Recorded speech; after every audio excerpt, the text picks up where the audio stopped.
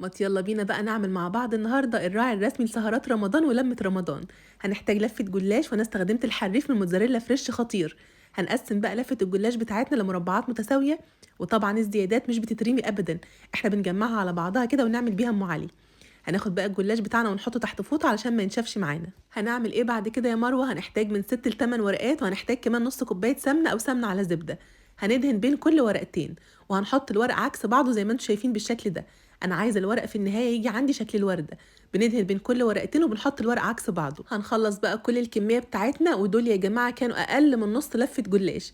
هنجيب بقى صينيه الكب كيك وهنمسحها بقى مسحه سمنه او سمنه على زبده، وهنحط فيها الورق بتاعنا وهنضغطه كويس في قلب الصينيه بالشكل ده. هندخلهم بقى فرن سخن على حراره 180 في الرف اللي في النص، وهنتابع التسويه ونتابع اللون لحد بقى لما الجلاش كله يتحمر وياخد اللون الحلو ده. هنكون بقى مجهزين عندنا نص كوبايه من الشربات، شربات وسط وبارد، وهنحط كده على كل قطعه حوالي معلقتين كده من الشربات. هنجهز بقى الحشوه بتاعتنا: 3 كوبايات من اللبن، عليهم 3 معالق كبار من النشا، ومعلقتين من الدقيق، ونص كوبايه من السكر، وظرفين من الفانيليا، وربع كوبايه من جوز الهند. هنقلبهم طبعا الاول على البارد كويس جدا، وبعدين نرفعهم على النار لحد لما القوام بتاعهم يتقل.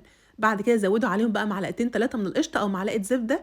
وكده خلاص بقى الحشوه بتاعتنا بقت جاهزه، وزي ما انتم شايفين بقى كده هنملى بيها الجلاش. حابين تزينوا بفاكهه او مكسرات براحتكم جدا. جربوها ومتاكده هتعجبكم وهتعجب كل البيت.